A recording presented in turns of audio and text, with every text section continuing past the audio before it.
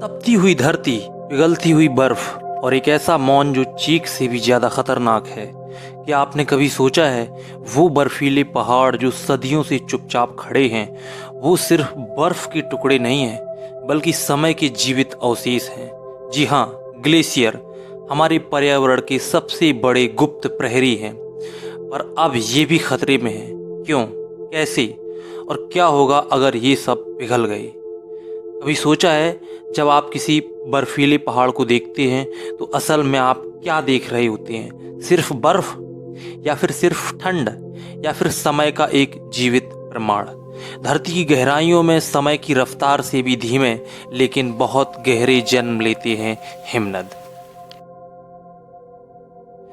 हिमनद क्या है? हिमनद यानी कि ग्लेशियर एक विशाल बर्फ का ढेर होता है जो समय के साथ अपने ही वजन से धीरे धीरे बहता है। ये कोई साधारण बर्फ नहीं होती है, ये होती है जमा की हुई संकुचित लाखों साल पुरानी बर्फ जो इतनी सघन हो जाती है कि पत्थर जैसी ठोस बन जाती है। जैसे कि नदियाँ पानी की होती हैं, वैसे ही हिमनद इट मीन्स ग्लेशियर बर्फ की नदियाँ होती हैं। फर्क बस इतना है कि नदियां बहती हैं पर बेहद धीमी गति से, सालों में कुछ मीटर या किलोमीटर। सैकड़ों वर्षों की बर्फबारी, फिर उसके दबाव में, संकुचन में और अंत में उसका बहाव, यही प्रक्रिया बनाती है एक ग्लेशियर। हिमनद न केवल पृथ्वी के सबसे प्राचीन हिस्सों में से एक होते हैं, बल्कि ये जलवायु परिवर्तन की संकेतक भी हैं। ये हमें बताते हैं कि पृथ्वी गर्म हो रही है या ठंडी। क्या आप जानते हैं धरती के इतिहास में एक ऐसा भी समय था जब इसका अधिकांश हिस्सा बर्फ से ढका हुआ था, जिसे आइस एज कहा जाता था। और उस समय लगभग पूरी धरती हिमनदों से इट मीन्स ग्लेशियरों से भरी हुई थी। ग्लेशियर ने न केवल धरती का भूगोल रचा है, बल्कि नदियों की दिशा, घाटियों की गहराई, यहाँ तक कि महाद्वीपों का आकार भी तय किया है। आज भी जिन गहरी घाटियों को हम देखते हैं, जैसे कि हिमालय की घाटियाँ या यूरोप और आल्प्स की घाटियाँ, वो दरअसल हिमनदों द्वारा बनी हुई घाटियाँ होती हैं। हिमनद बनते हैं बहुत ऊंचाई पर, जैसे पर्वतीय क्षेत्रों में जहां तापमान साल भर बहुत कम रहता है। जब बर्फ सालों तक लगातार गिरती है और पिघलती नहीं है, तब धीरे धीरे वो बर्फ जमा होती जाती है और हर साल की बर्फ नई परत जोड़ती है और पुरानी परत नीचे दबती जाती है। दबाव इतना होता है कि हवा निकल जाती है और बर्फ नीली सघन बर्फ में बदल जाती है, जिसे फिर्न कहते हैं। धीरे धीरे ये फिर्न बदलता है ग्लेशियर की आइस में और उसका खुद का वजन ही उसको बहने के लिए मजबूर करता है। ग्लेशियर कई प्रकार के होते हैं, पर मेनली इनको 2 टाइप्स में क्लासिफाइड किया जाता है। फर्स्ट है इसका अल्पाइन ग्लेशियर, इट मीन्स पहाड़ी हिमनद। ये हिमालय, आल्प्स, एंडीज जैसी पर्वत श्रृंखलाओं में होते हैं। ये घाटियों में बहती हैं जैसे एक नदी बहती है, यानी कि पर्वत श्रृंखलाओं पर जो ग्लेशियर पाए जाते हैं वो अल्पाइन ग्लेशियर कहलाते हैं। दूसरा है आपका कॉन्टिनेंटल ग्लेशियर्स, यानी कि महाद्वीपीय हिमनद। ये विशाल क्षेत्रों को ढक लेते हैं, जैसे कि अंटार्कटिका और ग्रीनलैंड, क्योंकि ये पूरे क्षेत्र को ढक लेते हैं और हजारों किलोमीटर तक फैले होते हैं। एक ग्लेशियर कितना भारी होता है? एक छोटे से ग्लेशियर का वजन होता है अरबों टन। फॉर एग्जाम्पल, सिर्फ गंगोत्री ग्लेशियर में लगभग 30 टन किलोमीटर बर्फ है। इसका मतलब इसमें इतना पानी है कि पूरे भारत को कई महीनों तक पीने का पानी मिल सकता है।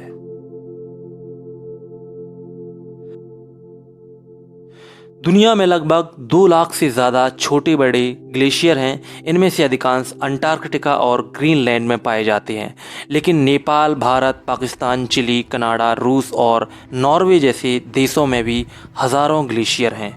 भारत में लगभग 9,500 से ज़्यादा हिमनद हैं, जो उनका सबसे बड़ा ग्लेशियर है सियाचिन ग्लेशियर, जो दुनिया का सबसे ऊंचाई पर स्थित युद्ध क्षेत्र भी है।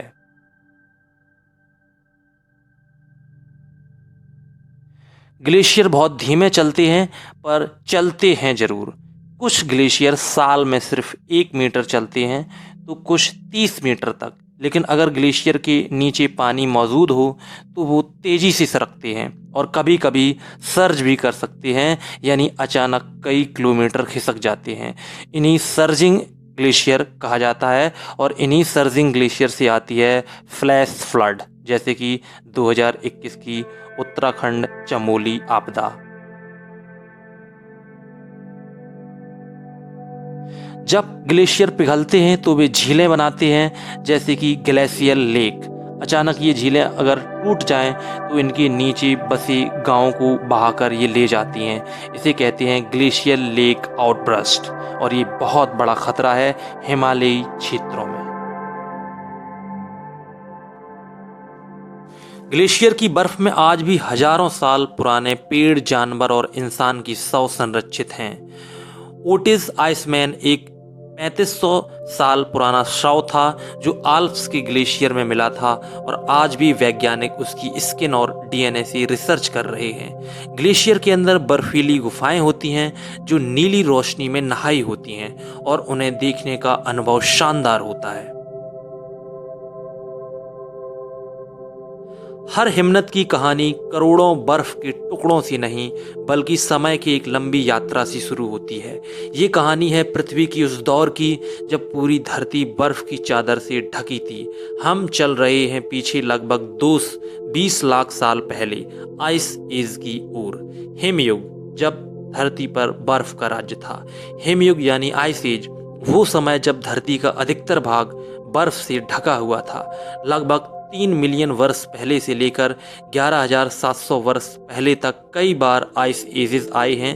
इनमें सबसे लास्ट में जो आइस एज आया था वो था लास्ट ग्लेशियल मैक्सिमम, जब पूरी उत्तरी गोलार्ध में बर्फ के बहुत बड़े बड़े ग्लेशियर मौजूद थे। उस समय पृथ्वी का जो औसत तापमान था वो आज से 8 से 10 डिग्री सेल्सियस कम था और समुद्र का जल स्तर 120 मीटर तक नीचे चला गया था और हिमनद फैलकर समंदर तक पहुंच चुके थे।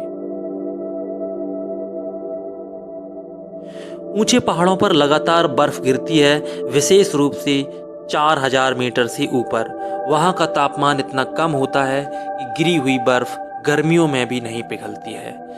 हर साल नई बर्फ गिरती है और पुरानी परतों को दबाती है। हवा बाहर निकल जाती है और बर्फ बन जाती है फिर्न। इस बर्फ का द्रव्यमान बहुत बढ़ जाता है तो उसका खुद का भार उसे नीचे की ओर खिसकने पर मजबूर कर देता है और यहीं से जन्म होता है ग्लेशियर का। कहाँ कहाँ होते हैं हिमनदों का जन्म, ये आपको जानना जरूरी है। हिमनद यानी ग्लेशियर बनने के लिए 3 कंडीशंस होना बहुत जरूरी है। फर्स्ट है हैवी स्नोफॉल, सेकंड है below freezing temperature year around, यानी कि बिल्कुल 0 के नीचे का तापमान जो कि साल भर होना चाहिए, और कनकेव माउंटेन बेसिस और वैली, यानी कि वहाँ पर माउंटेन बेसिन्स होना चाहिए या वैलीज, इट मीन्स वहाँ पर घाटियाँ होना चाहिए। इसलिए ग्लेशियर जो है वो आमतौर पर Antarctica, Greenland, Himalaya, Andes, Alps और रॉकी पर्वत के आसपास पाए जाते हैं। ग्लेशियर का भी एक जीवन चक्र होता है, जन्म, विकास, बहाव और अंत, जिसमें कि फर्स्ट है एक्यूमुलेशन जोन जहाँ पर बर्फ जमा होती है। सेकंड है एब्लिशन जोन जहाँ पर बर्फ पिघलती है। इसके बाद आता है एक्यूलिब्रियम लाइन जहाँ पर जमाव और पिघलाव संतुलित हो जाते हैं। ये निर्भर करता है कि कितने समय में एक ग्लेशियर बनता है, वहाँ का तापमान डिपेंड करता है और वहाँ की जो स्थलाकृति है वो डिपेंड करती है। तेज बर्फबारी और ठंडी वातावरण में ग्लेशियर 100 से 200 साल में बन सकता है। धीमी प्रक्रिया में इसमें हजारों साल भी लग सकते हैं, जैसे कि हिमालय के अधिकांश ग्लेशियर 15,000 से 60,000 साल पुराने हैं। जलवायु परिवर्तन और ग्लेशियर के निर्माण में रुकावट कैसी होती है? जब तापमान तेजी से बढ़ता है तो ग्लेशियर बनने की प्रक्रिया बाधित हो जाती है। बर्फबारी कम होती है, तापमान बढ़ जाता है तो संतुलन रेखा ऊपर खिसक जाती है, जिससे कि ग्लेशियर बनने की प्रक्रिया धीमी पड़ जाती है। ग्लेशियर सिर्फ एक बर्फ का टुकड़ा नहीं होता है, उसके अंदर कई परतें, दरारें और सुरंगें होती हैं। जब ग्लेशियर बहता है तो उसकी सतह पर गहरी दरारें पड़ जाती हैं। ये 10 से 30 मीटर गहरी हो सकती हैं और बहुत खतरनाक।